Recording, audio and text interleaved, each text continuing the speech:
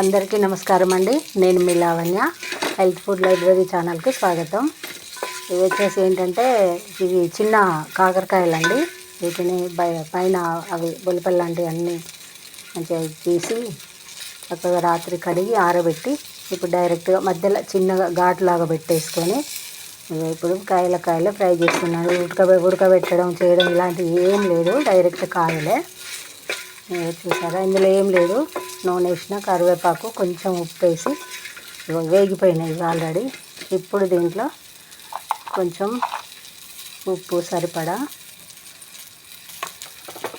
పసుపు, చాలా బాగుంటుందండి. ఇందులో పచ్చిమిర్చి ఏం లేదు, ఉప్పు, కారం, అల్లం వెల్లుల్లి పేస్ట్ అంతే అండి. అల్లం కాదు, వెల్లుల్లి పేస్టు.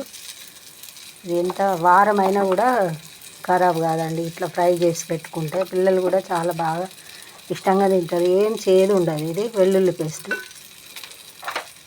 ఇది ఒక 5 నిమిషాలు ఫ్రై అయిందంటే సరిపోతుందండి.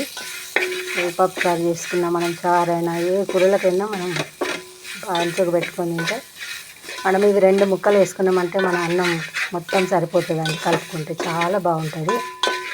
ఇంకొక 5 నిమిషాలు అయితే అయిపోతుందండి. ఎక్కువసేపు ఇక వేగన అవసరమే లేదు, కారం కొంచెం పట్టడానికి అంతే. మీరు కూడా ఒకసారి ఈ విధంగా కాకరకాయలు ఈ ఉడకబెట్టడం, పసుపు ఉప్పు వేసి పిసకడం ఇలాంటివి ఏమి చేయకుండా డైరెక్ట్గా పెద్ద అయినా కూడా మధ్యలో కట్ చేసుకొని ఈ విధంగా చేసుకుంటే చాలా చాలా బాగుంటుందండి. హెల్త్కి కూడా చాలా మంచిది. ఇందులో పల్లీలు అవి కూడా వేసుకోవచ్చు, కానీ నేను ఏమీ వేయట్లేదు.